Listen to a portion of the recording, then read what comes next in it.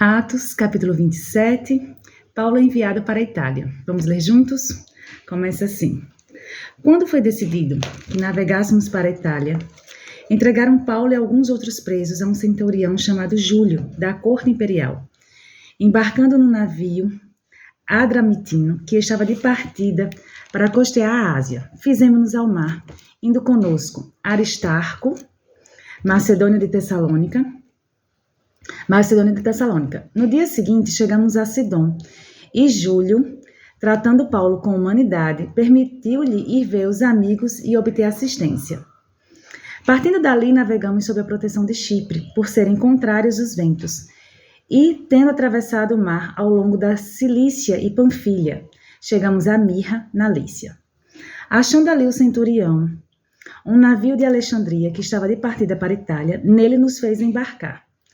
Navegando vagarosamente muitos dias, e tendo chegado com dificuldade de fronte de Cnido, não nos sendo permitido prosseguir por causa do vento contrário, navegamos sob a proteção de Creta, na altura de Salmona.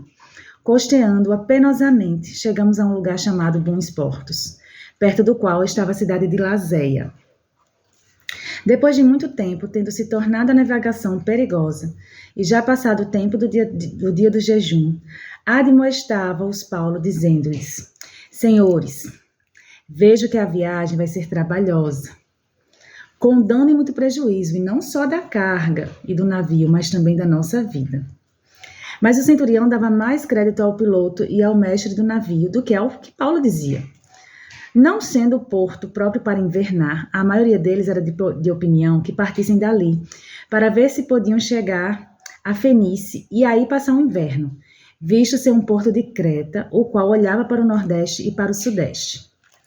Soprando brandamente o vento sul, e pensando eles ter alcançado o que desejavam, levantaram âncora e foram costeando mais de perto a ilha de Creta. Entretanto, não muito depois, desencadeou-se do lado da ilha um tufão de vento chamado Euroaquilão.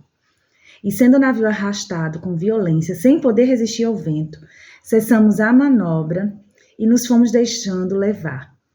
Passando sob a proteção de uma ilhota chamada Cauda, a custo conseguimos recolher o bote. E levando este, usaram de todos os meios para cingir o navio, e temendo que dessem na Sirte, arriaram os aparelhos e foram ao léu.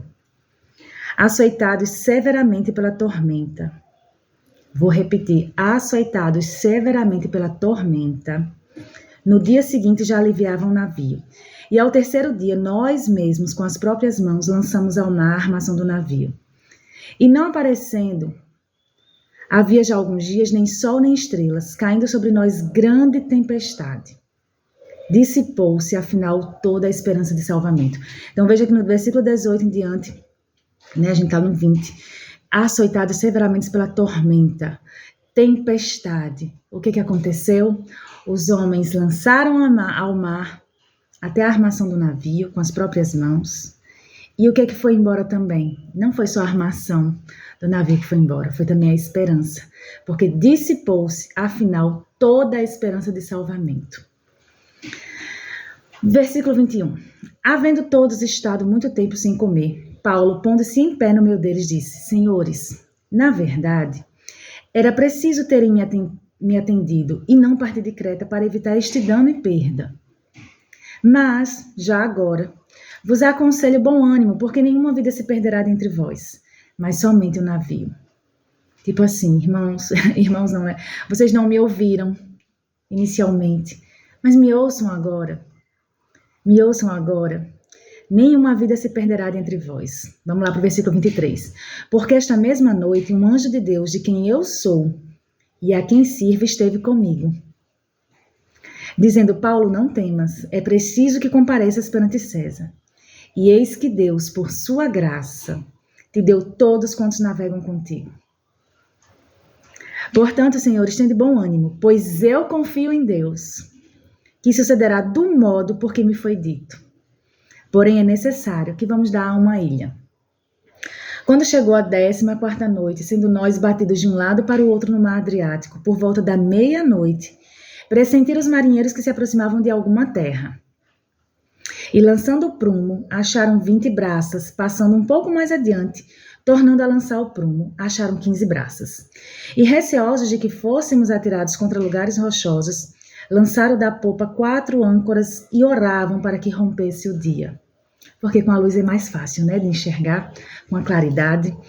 Procurando os marinheiros fugir do navio e tendo arriado o bote no mar, a pretexto de que estavam para largar âncoras da proa, disse Paulo ao centurião e aos soldados: se estes não permanecerem a bordo, vós não podereis salvar-vos. Então os soldados cortaram os cabos do bote e o deixaram afastar-se. Enquanto amanhecia, que chegava a luz, Paulo rogava a todos que se alimentassem, dizendo: hoje é o 14º dia em que esperando estáis sem comer, nada tendo provado. Eu vos rogo que comais alguma coisa, porque disto depende a vossa segurança. Pois nenhum de vós perderá nem mesmo um fio de cabelo.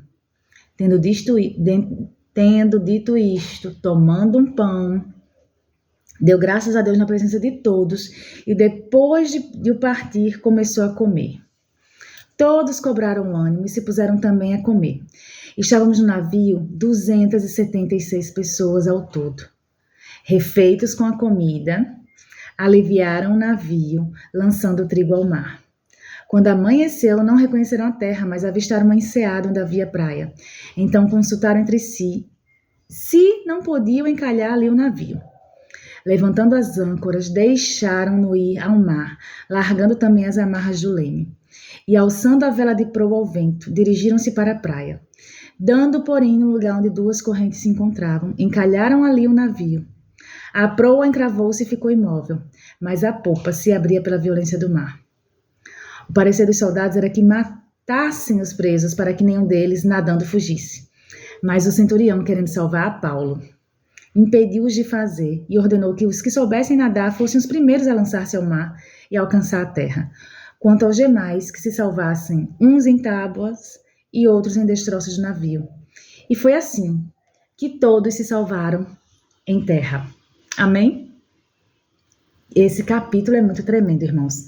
Porque, assim, ele fala de uma experiência de liderança. Eu estava lendo aqui e pensando como a liderança já é difícil. Uma liderança normal, nas melhores condições, ela é difícil. Porque é pessoa mexendo com a mente de outras pessoas, mexendo com a vontade de outras pessoas, com a submissão de outras pessoas, com a obediência ou não obediência, com a vontade de aprender ou não vontade de aprender, com a vontade de estar perto de quem está liderando ou não. Tem suas dificuldades liderar em circunstâncias normais.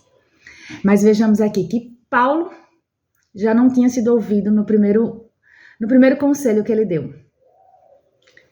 No segundo conselho, ele não foi arrogante. Pelo menos assim, apenas lendo, sem nenhuma imaginação, você não vê arrogância. Ele, no versículo 21, no versículo 21 que diz assim: havendo todos estado muito tempo sem comer, Paulo pondo-se em pé no meio deles, ou seja, ele não era o líder daquele grupo, mas ele se colocou em pé, ele se colocou em posição de liderança, e não é uma liderança que conduz, uma liderança que assim, olha, a gente precisa de um rumo, de uma direção, e eu tenho. O Senhor apareceu para mim e me falou. Escute só. Na verdade, era preciso terem me atendido e não partir de Creta. Gente, essa comunicação de Paulo é perfeita, porque ela poderia ter sido feita de uma forma arrogante.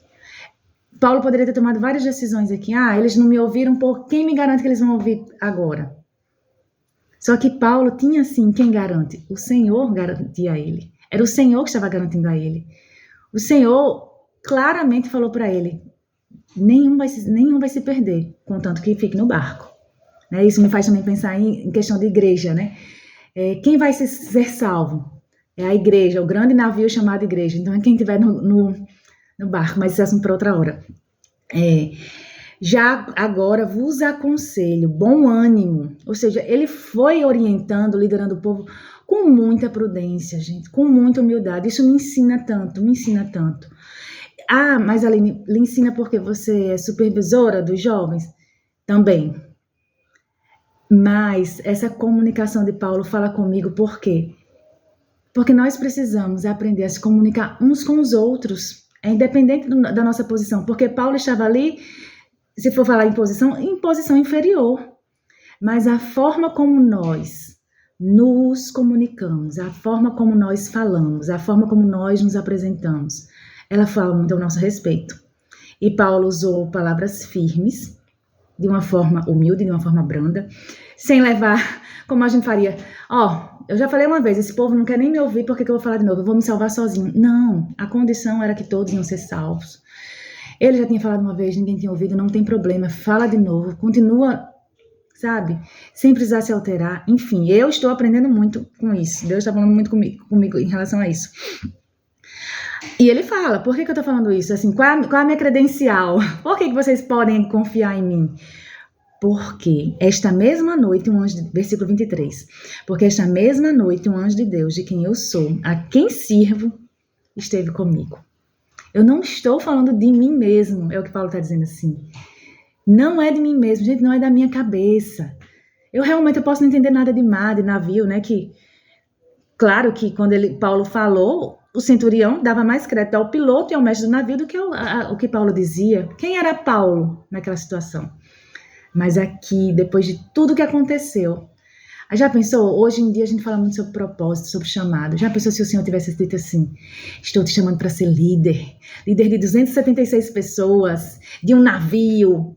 Minha filha, eu ia pensar logo que era um transatlântico, uma gincana com jovens, 200 jovens. Não.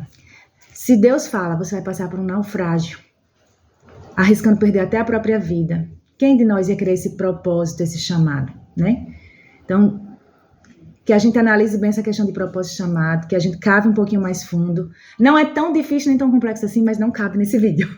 Amém? Então é isso, eu espero você no capítulo 28, onde chegaremos junto com Paulo na ilha de Malta. Deus abençoe sua vida.